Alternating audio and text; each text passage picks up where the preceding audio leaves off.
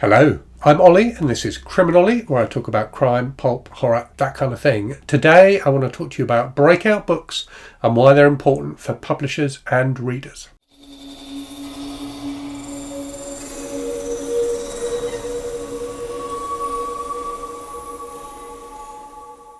So let's start with a definition. What do I mean by a breakout book? So I mean a book that is a runaway success.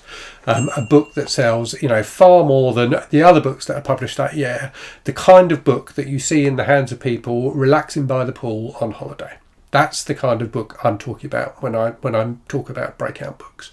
And, to give some examples of, the kind of books I would classify as breakout books.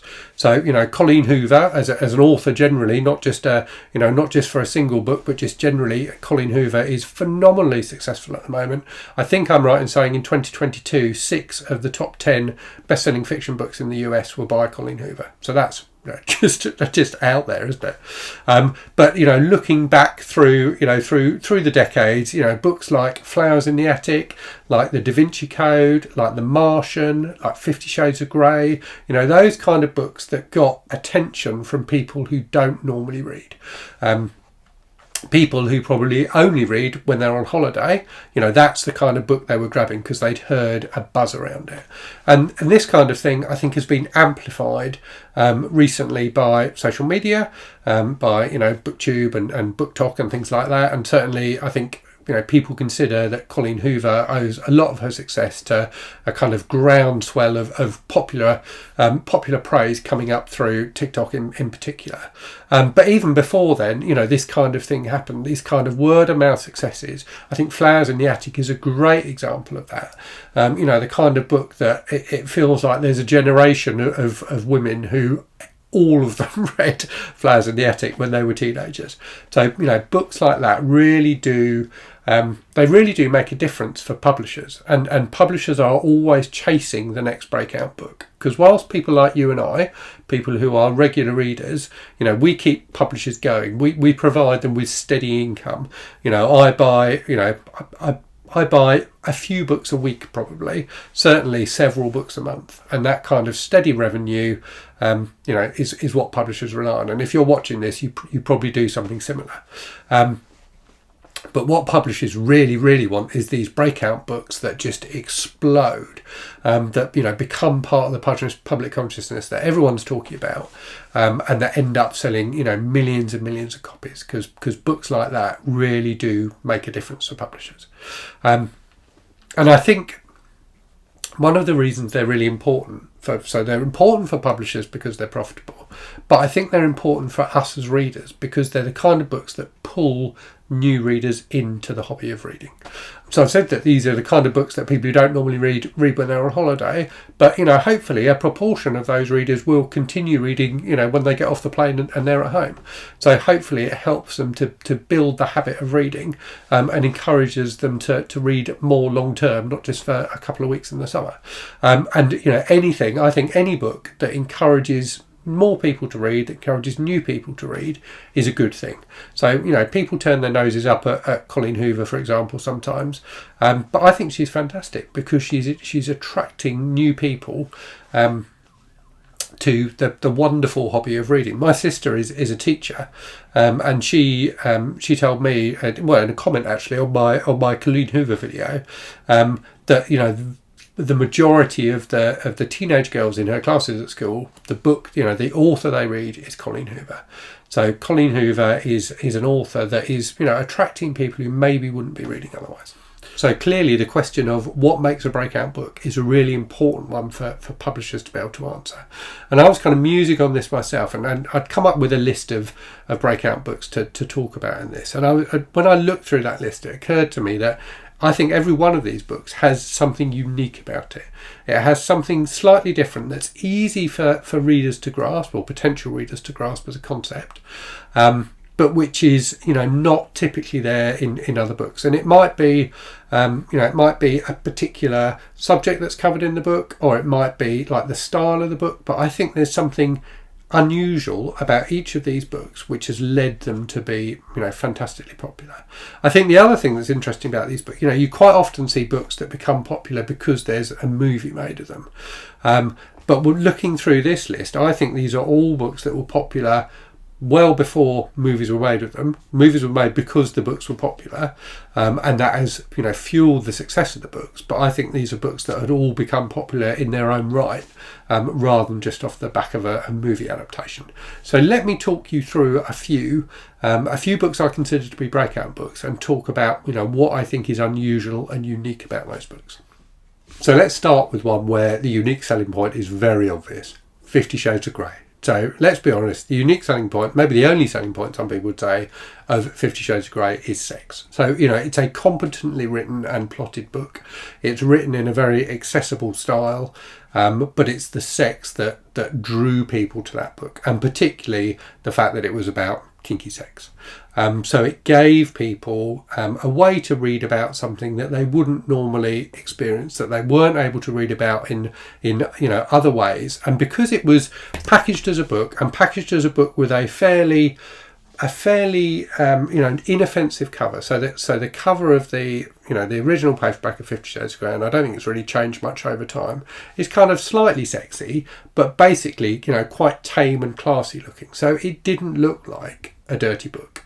Now, clearly, over time, everyone came to know it was a dirty book, but by then it was so popular and so well known that people didn't feel concerned about reading it in public. So I think, you know, 50 Shades of Grey is about making kinky sex accessible and safe for people to read about.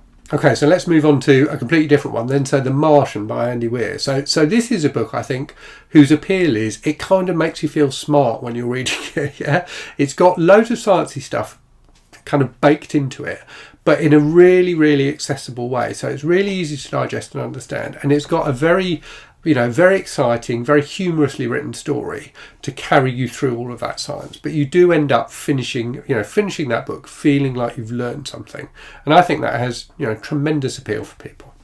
Let's move on to another sexy one then. So Flowers in the Attic by V.C. Andrews. So, you know, again, a hugely popular book, still popular to this day, but, you know, particularly in the 70s and 80s, absolutely massive.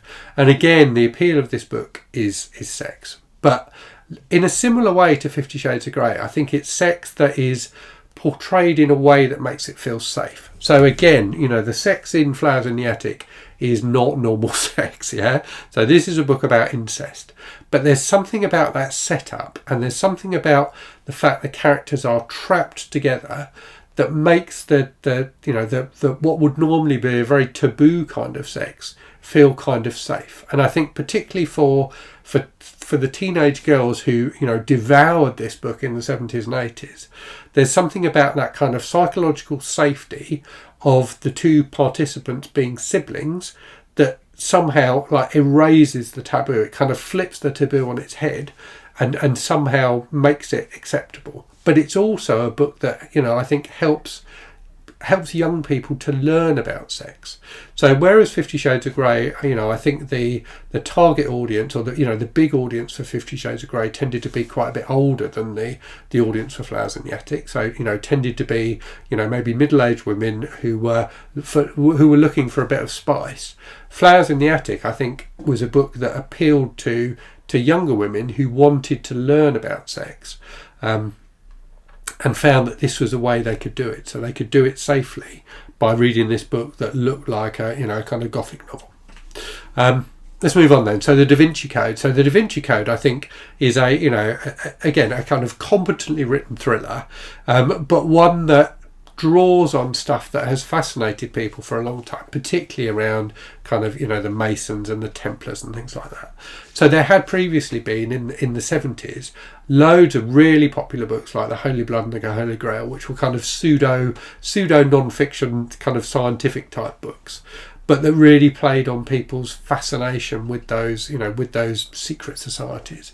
And the Da Vinci Code just kind of, you know, reinvented all of that for a new era, and wrapped it up in an enjoyable thriller. I think it's, I definitely don't think it's a book that deserves the success it had, but equally I can see why there was an appeal to it. There was an appeal to people of that, you know, that kind of mystery. You know, Da Vinci is a character who people find fascinating as well. So I think it kind of wrapped all of those things together into a package that was very compelling for a really broad range of people. So let's finish with a more recent one, The Thursday Murder Club by Richard Osman. So this has become a successful series. I think there's 3 or 4 books in the series now. So it's a crime novel centred around a retirement community. And very amusingly and entertainingly written. But I think the unique selling point of this book is the fact that its protagonists are older people. So clearly, in that, we all know that the age demographics of our population are shifting. That there are, less people being born, and the people who are here are living longer. So increasingly, we have, a large elderly population. So you've kind of got a ready-made audience there for books like this that are about people who are, older people, but who are, doing cool and interesting stuff like solving crimes. But I think there's also something reassuring for younger people in reading books like this, that, when you do get old, it doesn't mean that life stops. You can still have fun, you can still be productive, you can still do interesting things even when you're retired. So yeah, I think that's why these books have been so successful. Okay, time for a random book from the shelves. It is, of course, a breakout book. So it's Gone Girl by Gillian Flynn, a book I thought was absolutely fantastic. Maybe not quite as big a breakout book as some of the other ones I've talked about today, but certainly one whose success kind of to an extent reinvented the crime genre and has led to the dozens and dozens of domestic suspense type books that seem to get published every week nowadays. So I hope you found that interesting. Let me know what you think about breakout books. Let me know your favourite breakout books. Let me know if you think my theories about why particular breakout books were popular is it a decent theory or a load of nonsense. And as always, thank you very much for watching. Hope you're safe and well out there. Hope you're really good stuff, and I'll speak to you again very soon. Cheerio.